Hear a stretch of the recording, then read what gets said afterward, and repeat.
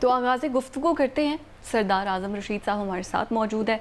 Sir, सबसे पहले तो मेरा क्वेश्चन जो है वो आपकी पर्सनैलिटी से हटकर, आप तो हमारे गेस्ट हैं आज के, आपसे भी बात करेंगे आपकी पर्सनल लाइफ के बारे में भी और पॉलिटिकल बैकग्राउंड के बारे में, लेकिन आपके आबाओ अजदाद चलते हैं सरदार मोहम्मद बख्शी साहब की तरफ, जो कायद आज़म के हमनवा थे और he was the only Muslim leader जो कि जिनको एक मिनिस्ट्री मिली हुई थी पटियाला में, और उन्होंने कायद आज़म के साथ और ऑल इंडिया मुस्लिम लीग जो बनाई गई थी उसमें उनकी कॉन्ट्रीब्यूशंस।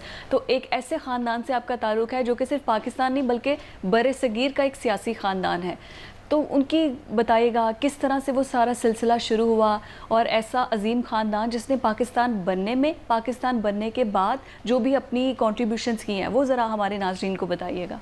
जी हाँ, ये बहुत ही अहम क्वेश्चन है और मैं समझता हूँ कि मैं बड़ा खुशकिस्मत और प्रिविलेज्ड इंसान हूँ जिसके पीछे इतना बैकग्राउंड भी मौजूद है। ये ख़ानदान जी जैसे कि इंडिया में प्रिंसली स्टेट्स हुआ करती थी, कुछ 375 स्टेट्स थी इंडिया में, उसमें से जो एक सबसे बड़ी स्टेट थी, one of the biggest state, वो पटियाला और नाभा स्टेट हुआ करती थी, जो कि ईस्ट पंजाब, जिसके आप पंजाब जिसमें आज हम बैठे हुए हैं, हाँ। इसकी एक सबसे अहम स्टेट हुआ करती थी। वो स्टेट जो थी वो सिख डोमिनेटेड स्टेट थी और उसमें मुसलमान बहुत कम थे।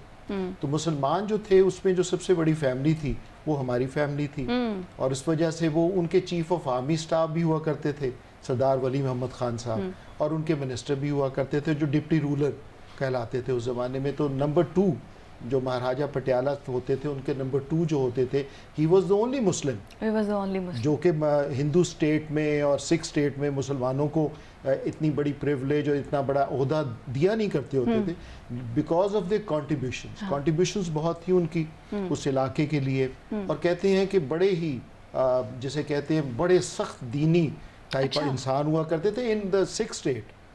और उनकी रूहानियत बहुत हुआ करती थी, लोग बहुत दूर दूर से उनकी रूहानियत के लिए उनके पास आया करते थे। तो उनको उन्होंने जिसे कहते हैं कि डिप्टी रूलर और एक मिनिस्टर बनाए हुए थे। उनके 3 बेटे थे और तीनों बेटे मिनिस्टर्स थे, और उनमें से एक जो बेटा था उनकी बेटी साहबजादी महमूदा बेगम जो यहाँ बहुत इम्पोर्टेंट फिगर भी हैं, और उन्होंने शुरू ही से कायद आज़म के साथ वो मुंसलिक हो गए। फातिमा जिन्ना के साथ बहुत कंट्रीब्यूशन है। 1916 में इन्होंने मुस्लिम लीग ज्वाइन कर ली, और जब ज्वाइन की तो फिर बहुत सारी मुखालफत हो गई। जो महाराजा पटियाला थे उनके साथ इनकी बेतहाशा मुखालफत हो गई और ये कैद कर दिए गए। कि आपने इतना बड़ा स्टेप उठा लिया है, एक स्टेट के इतने ज़िम्मेदार ऑफिसर और इतने ज़िम्मेदार इंसान होने के साथ आपने मुस्लिम लीग कैसे ज्वाइन कर लिया। हाँ। तो ये कंट्रीब्यूशन होती है एक्चुअली इक़्तिदार में, है ना, इक़्तिदार में किसी और इतना बड़ा स्टेप उठाना बड़ा मुश्किल होता है। वैसे तो लोग उठाते रहते हैं, कहते हैं कि ठीक है जी हम ऑपोजिशन में हैं तो जो मर्जी आप हमारे से करवा लें। हाँ। जब आप इक़्तिदार में गवर्नमेंट में होते हैं तो उस वक्त किसी और चीज़ के लिए सेक्रीफाइस करना, और इतनी बड़ी सेक्रीफाइस करना जिसको आप कहते हैं एक मुल्क हासिल करने के लिए, तो ये मेरा ये ख्याल है कि बहुत बड़ी कंट्रीब्यूशन थी इस फैमिली की। साहबजादी साहबा ने फिर प्रैक्टिकल ख़वातीन के साथ मूवमेंट शुरू की, और जो इंडिया की ख़वातीन थी उनको गैदर करना शुरू किया और उनको कन्विंस करना शुरू किया कि आपको एक पाकिस्तान चाहिए, एक अलग मुमलिकत चाहिए, मुसलमानों के लिए हिंदू और मुस्लिम इकट्ठे नहीं रह सकते। ये जो मूवमेंट थी ये बड़ी मुश्किल मूवमेंट थी। तो फातिमा जिन्ना उनकी मेन जो उनके लिए सिंबल थी, लीड कर रही थी, और ऑल इंडिया मुस्लिम लीग की जो सदर पंजाब की थी वो भी साहबजादी महमूदा बेगम साहबा थी। तो इन्होंने फिर वहाँ से ख़वातीन विंग को स्टार्ट किया जो पंजाब के लिहाज से। तो वहाँ बेतहाशा कॉन्ट्रीब्यूशंस करती रहीं, और इनका जो सबसे बड़ी बात थी कि इनका बहुत बड़ा ट्रस्ट चल रहा था, वो ट्रस्ट भी इन्होंने सेक्रीफाइस किया। उसी ट्रस्ट को यहाँ इन्होंने आके फिर पाकिस्तान में शुरू किया।